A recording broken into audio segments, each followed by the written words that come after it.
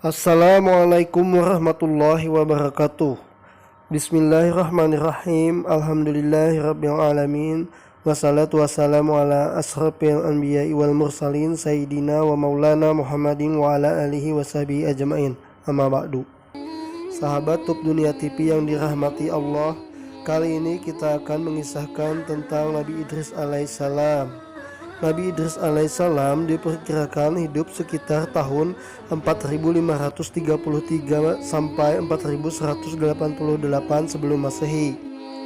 Nabi Idris alaihissalam nabi ketiga yang diberikan hak kenabian oleh Allah setelah Nabi Adam alaihissalam dan Nabi Syed alaihissalam.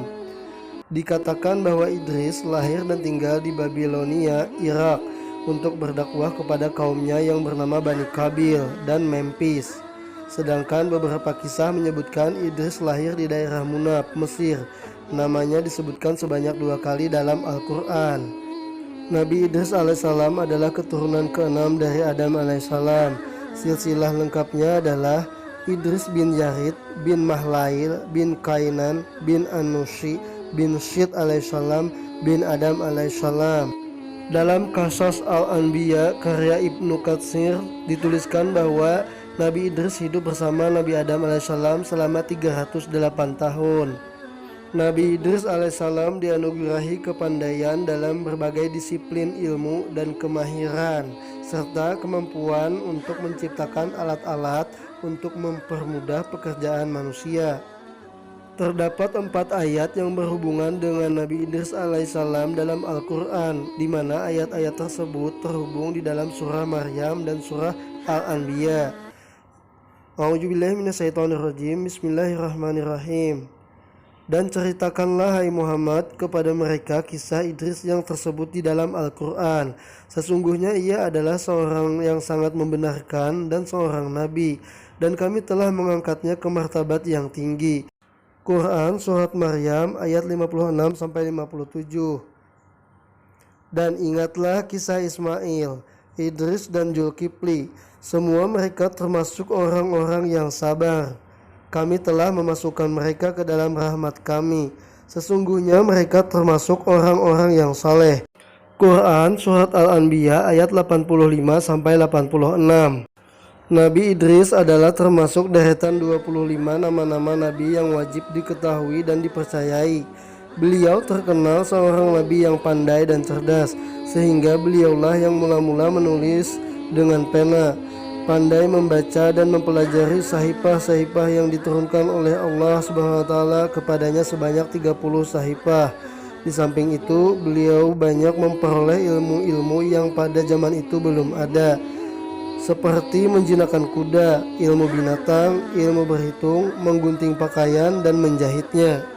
Beliau dinamakan Idris karena beliau seorang ahli membaca dan mempelajari suhuf-suhuf yang diturunkan oleh Allah SWT kepada Nabi Adam alaihissalam dan Nabi Syed alaihissalam. Nabi Idris alaihissalam yang keturunan Nabi Syed alaihissalam dan Nabi Adam alaihissalam juga menjadi kakak bapak Nabi Nuh alaihissalam. Telah diutus oleh Allah SWT untuk mengajak kepada manusia untuk beriman dan mempercayai adanya Allah Tuhan sekalian alam. Karena pada zamannya Nabi Idris banyak manusia yang senang berbuat durhaka, melakukan kezaliman baik terhadap keluarga maupun terhadap lingkungan masyarakat, sehingga beliau tidak segan-segan melakukan tindakan dengan memerangi orang-orang yang berbuat zalim ataupun durhaka kepada Allah Subhanahu wa taala. Dengan keberanian dan kekuatan yang dimiliki Nabi Idris alaihissalam untuk memerangi orang-orang yang berbuat durhaka kepada Allah, maka Nabi Idris mendapatkan derajat yang sangat tinggi di sisi Allah Subhanahu wa taala, dan kepadanya diberikan gelar Asadul Usud, artinya singa dari segala singa. Disebutkan dalam riwayat Imam Bukhari dari Anas bin Malik radhiyallahu anha bahwasanya ketika Rasulullah SAW melakukan Mi'raj, beliau bertemu dengan Nabi Idris pada langit yang keempat, dan Rasulullah SAW memberikan salam kepadanya. Kemudian dijawab oleh Nabi Idris, "Selamat wahai Nabi yang baik dan saudara yang baik pula." Nabi Muhammad SAW lantas bertanya, "Siapakah dia wahai Jibril?" Jibril menjawab, "Dia adalah Idris." Di dalam Qasas Al-Anbiya disebutkan bahwa para ahli berbeda pendapat mengenai lokasi Nabi Idris dilahirkan dan dibesarkan. Sebagian berpendapat beliau dilahirkan di Mesir, tepatnya di Manab atau Memphis, dan mereka menamakannya dengan Haramas Al-Haramisah, ahli perbintangan. Sebagian ahli yang lain berpendapat bahwa beliau dilahirkan dan dibesarkan di Babylon. Dalam bahasa Suryani, Babil berarti sungai. Nabi Idris lalu memerintahkan seluruh pengikutnya untuk berpindah ke Mesir.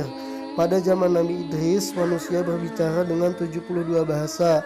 Mereka telah mampu mendesain kota-kota mewah. Kota yang telah dibangun pada waktu itu sebanyak 188 kota. Nabi Idris alaihissalam mewarisi ilmu Nabi Syed alaihissalam bin Adam alaihissalam. Setelah beranjak dewasa, Allah mengangkatnya sebagai nabi. Beliau pun melarang orang-orang berbuat kerusakan yang menantang syariat Nabi Adam alaihissalam dan Nabi Syed alaihissalam. Tetapi hanya sedikit yang menaatinya. Sebagian besar menentang dakwah-dakwah beliau. Beliau lalu berniat untuk berpindah ke tempat yang lebih banyak penduduknya dan mau menerima ajakan, yaitu daerah Mesir. Beliau kemudian memerintahkan seluruh pengikutnya untuk meninggalkan Babylon. Mereka berkata, "Bila kita berpindah, tempat manakah yang serupa dengan tempat kita? Jika kita berpindah karena Allah, kita akan diberi rezeki yang serupa dengan tempat itu." Jawab beliau. Mereka pun berangkat dan sampai di Mesir. Mereka melihat sungai Nil. Nabi Idris pun berhenti di sana dan bertasbih memuji Allah. Di Mesir beliau berdakwah menyeru umat manusia menuju jalan Allah. Allah memuliakan Nabi Idris alaihissalam dengan kenabian dan menurunkan 30 suhuf kepadanya. Tidak hanya itu, Nabi Idris adalah nabi yang pertama menulis dengan pena, mempelajari ilmu perbintangan, ilmu hitung, aritmatika. Orang yang pertama menjahit dan memakai baju dari kain, sebab para pendahulunya tidak mengenakan pakaian dari kain tetapi dari kulit. Nabi Idris juga bersahabat dengan para malaikat. Salah satunya adalah malaikat Israel atau malaikat maut. Persahabatan ini menjadikan malaikat Israel rindu kepada Nabi Idris dan meminta izin pada Allah untuk bertemu Nabi Idris. Permintaan tersebut dikabulkan dan malaikat Israel pun datang kepada Nabi Idris. Pada awalnya Nabi Idris tidak menyadari bahwa orang yang datang ke rumahnya adalah malaikat maut. Malaikat Israel datang dengan menyamar dan membawa banyak sekali buah-buahan. Nabi Idris pun menyambut tamu tersebut dan menawarkan berbagai makanan, namun ditolak oleh malaikat Israel. Selama 4 hari, malaikat Israel tinggal di rumah Nabi Idris alaihissalam. Namun semakin lama Nabi Idris alaihissalam semakin curiga dengan tamu tersebut dan menanyakan identitas asli sang tamu. Malaikat Israel pun mengakui bahwa ia adalah malaikat maut. Setelah mengetahui hal tersebut, Nabi Idris meminta kepada malaikat Israel untuk mencabut nyawanya dan mengembalikannya kembali. Permintaan tersebut dilakukan karena Nabi Idris ingin mengetahui rasanya sakaratul maut. Malaikat maut pun menjawab, "Sesungguhnya saya tidak mencabut nyawa seseorang pun, melainkan hanya dengan keizinan Allah." Lalu Allah SWT mewahyukan kepada malaikat maut agar ia mencabut nyawa Nabi Idris alaihissalam. Maka dicabutnyalah nyawa Nabi Idris alaihissalam saat itu juga. Maka Nabi Idris pun merasakan kematian itu ketika itu. Di waktu malaikat maut melihat kematian Nabi Idris itu, maka menangislah ia. Dengan perasaan hibah dan sedih, ia bermohon kepada Allah supaya Allah menghidupkan kembali sahabatnya itu. Allah mengabulkan permohonannya dan Nabi Idris alaihissalam pun dihidupkan oleh Allah SWT kembali. Kemudian malaikat maut memeluk Nabi Idris dan ia bertanya, "Wahai saudaraku, bagaimanakah Tuhan merasakan kesakitan maut itu? Bila seekor binatang dikuliti ketika ia masih hidup, maka sakitnya maut itu 1000 kali lebih sakit dari yang demikian," ungkap Nabi Idris alaihissalam. "Padahal kelembutan yang saya lakukan terhadap Tuhan ketika saya mencabut nyawa Tuhan belum pernah saya lakukan terhadap sesiapapun sebelum Tuhan. Wahai malaikat maut, saya mempunyai permintaan lagi kepada Tuhan, yaitu saya sungguh-sungguh berhasrat melihat neraka supaya saya dapat beribadah kepada Allah SWT lebih banyak lagi setelah saya menyaksikan dahsyatnya api neraka itu." "Wahai Idris alaihissalam, Saya tidak dapat pergi ke neraka tanpa izin dari Allah Subhanahu wa taala. Akhirnya Allah SWT mewahyukan kepada malaikat maut agar ia membawa Nabi Idris alaihissalam ke dalam neraka. Maka pergilah mereka berdua ke neraka. Di neraka itu Nabi Idris alaihissalam sempat pingsan. Nabi Idris alaihissalam dapat melihat semua yang diciptakan oleh Allah SWT untuk menyiksa musuh-musuhnya, seperti rantai-rantai yang panas, ular yang berbisa, kala, api yang membara, timah yang mendidih, air panas yang mendidih, dan lain-lain.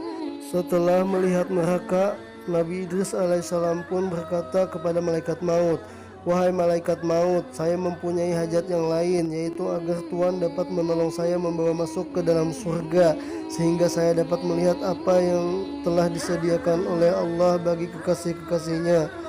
Setelah itu pun saya dapat meningkatkan lagi ibadah saya kepada Allah SWT. Saya tidak dapat membawa Tuhan masuk ke dalam surga tanpa perintah dari Allah SWT, jawab malaikat maut. Lalu Allah SWT pun memerintahkan kepada malaikat maut supaya membawa Nabi Idris masuk ke dalam surga.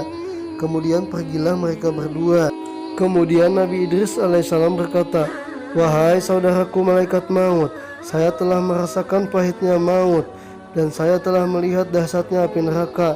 Maka maukah Tuhan memohonkan kepada Allah untukku agar Allah mengizinkan aku memasuki surga untuk dapat meminum airnya, untuk menghilangkan kesakitan mati dan dahsyatnya api neraka?" Maka malaikat maut pun bermohon kepada Allah. Kemudian Allah memberi izin kepadanya untuk memasuki surga dan kemudian harus keluar lagi. Nabi Idris alaihissalam pun masuk ke dalam surga. Beliau meletakkan sandalnya di bawah salah satu pohon surga. Lalu ia keluar kembali dari surga. Setelah beliau berada di luar, Nabi Idris alaihissalam berkata kepada malaikat maut, "Wahai malaikat maut, aku telah meninggalkan sandalku di dalam surga." Malaikat maut pun berkata, "Masuklah ke dalam surga dan ambillah sandal Tuhan." Maka masuklah Nabi Idris, namun beliau tidak keluar lagi, sehingga malaikat maut memanggilnya, "Ya Idris, keluarlah." "Tidak, wahai malaikat maut." Maka Allah menurunkan wahyu kepada malaikat maut itu, "Biarkanlah dia, karena aku telah menetapkan diajali bahwa ia akan bertempat tinggal di surga." Inilah kisah Nabi Idris alaihissalam. Segala kebenaran hanyalah datang dari Allah SWT. Jika ada kesalahan dan kesilapan hanyalah dari saya sendiri. Mohon dimaafkan. Mohon berikan subscribe dan tekan lonceng notifikasinya agar Anda juga mendapatkan kisah-kisah terbaru lainnya. Wabillahi taufik wal hidayah. Wassalamualaikum warahmatullahi wabarakatuh.